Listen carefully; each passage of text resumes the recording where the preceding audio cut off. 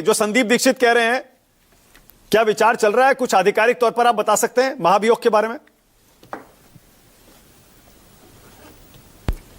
देखिए मानक जी, लोकतांत्रिक प्रणाली में जो प्रावधान है निश्चित रूप से विपक्ष जो है उसके ऊपर विचार कर सकता है, लेकिन मैं इसमें यह नहीं कहना चाहूंगा कि आज की तारीख में ये विचार हो रहा है।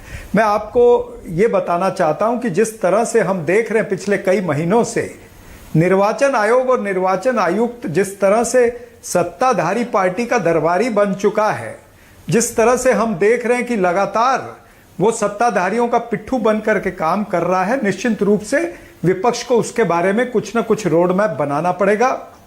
आपने देखा है जिन जिन राज्यों में ये एसआईआर की प्रक्रिया शुरू हुई है, उन राज्यों के अंदर हमारी पार्टी के सभी नेता सड़कों पर भी उतरे हैं और हम चाहते हैं कि एसआईआर की प्रक्रिया जो है वो निष्पक्ष तरीके से हो। हम एसआईआर के खिलाफ नहीं है, लेकिन कहना इतना ही है कि एसआईआर की प्रक्रिया के लिए पर्याप्त समय चाहिए।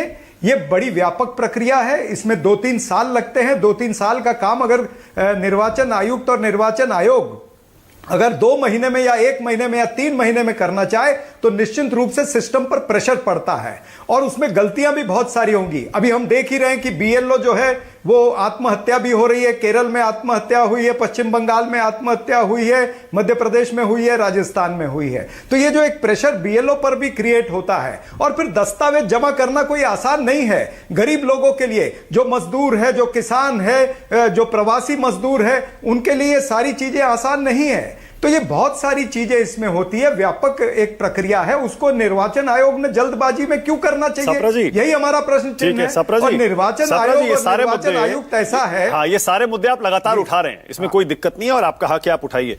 लेकिन ये रामलीला मैदान की रैली, 12 राज्यों में सड़कों पर आप उतरेंगे, अरे जो सुप्रीम कोर्ट में चल रहा है भाई, संसद में आप ला सकते हैं महाभियोग, तो ये 12 राज्यों में जहां एसआईआर चल रहा है वहां सड़कों पर क्यों उतर रहे हैं?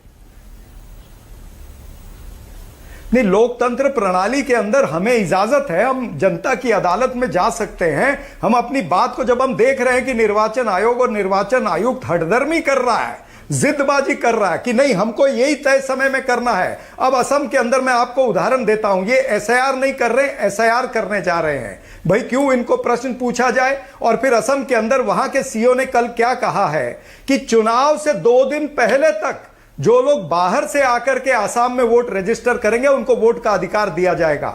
भाई ये क्यों? ये आप अपने नियम बनाते जा रहे हो ताकि बाहर से ट्रेनें भर भर के, जिस तरह से बिहार में हरियाणा से ट्रेन भर करके गई, गमछे पहन करके बीजेपी के जाकर के लोगों ने वोट किया, तो ऐसे दृश्य क्या हम आसाम में भी देखेंगे कि बीजेपी शासित राज्यों से ट्रेनें भर भर के, बसें भर भर के वहां पर पहुंचे और वहां पर 2 दिन पहले रजिस्टर हो, एक एक घर के ऊपर, एक एक पते के ऊपर 100 आदमी, 200 आदमी, 500 आदमी और 1000 आदमी रजिस्टर हो? क्या हमने ये बिहार में नहीं देखा? क्या हमने नहीं देखा कि वहां पर एक एक पते के ऊपर 500 लोग रजिस्टर हुए? ये क्यों हो रहे? ये एसआईआर के बाद ही हो रहे ना। एक सवाल और सापरा जी, ये इंडिया गठबंधन के कितने घटक दल हैं आपके सहयोगी जो आपके साथ हैं इसमें महाभियोग में, और रामलीला मैदान में कितने घटक दल आएंगे? आरजेडी ने तो ऐसा लगता है खुद को अलग कर लिया। वोट चोरी आप करते रह गए, आरजेडी का रुख आपने देख ही लिया। एसआईआर प्रक्रिया बिहार में पूरी होने के बाद कुछ बोल ही नहीं रहे, वो तो थोड़ा कभी कभी कुछ बोलते हैं, लेकिन उसके बाद उनका वो स्टैंड वो नहीं है जो आपका है।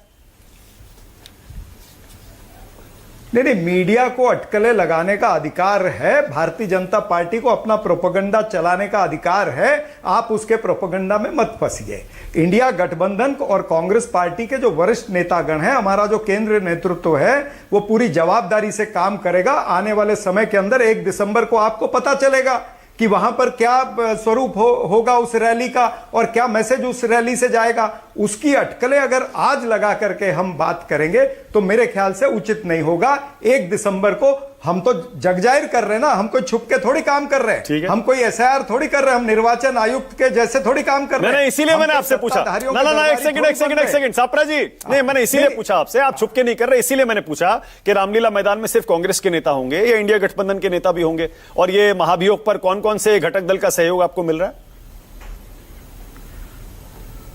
नहीं, महाअभियोग अभी तय नहीं हुआ है। ये तो आपने कहां से एक स्टेटमेंट ले लिया है हमारे नेतागण का और उसी के ऊपर आप चर्चा करना चाहते हैं।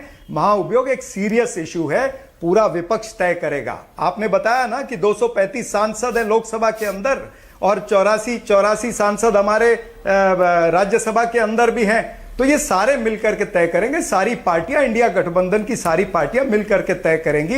वो कोई आज तय होने वाला नहीं है, जब तय होगा हम आपको बता देंगे, मीडिया को बता देंगे। ओके जफर इस्लाम, पर अटकलों पर चर्चा करने से कोई मतलब नहीं होगा। ओके जफर इस्लाम, लेकिन सापरा जी इतना बता दूं, ये सिर्फ एक आपके नेता का बयान नहीं है। जैसे मैंने बताया 18 अगस्त की तारीख है, अभी गूगल करेंगे आपको मिलेगा। संसद के पिछले सत्र में सैयद नासिर हुसैन, आप ही के सांसद हैं, उनका खुला बयान था। केसी वेणुगोपाल का बयान पब्लिक में है, महाभियोग पर उनके बयान आए थे। उसके बाद सत्र खत्म हो गया, एसआईआर प्रक्रिया हो गई, बिहार चुनाव हो गया, बयान फिर से ये बयान आया है। तो देखिए हम तो आप ही से इसीलिए बुलाकर पूछ रहे हैं, भैया बता दीजिए कि महाभियोग ला रहे हैं नहीं ला रहे हैं, थोड़ा क्लैरिटी आ जाए। लोकतंत्र प्रणाली में वही तो कह रहा हूं, जब तय होगा आपको पता चलेगा। ठीक है, ओके जफर इस्लाम, मीडिया को बताएंगे भाई, हम भी चाहते हैं हमारी आवाज जनता तक जाए। ठीक है जफर इस्लाम।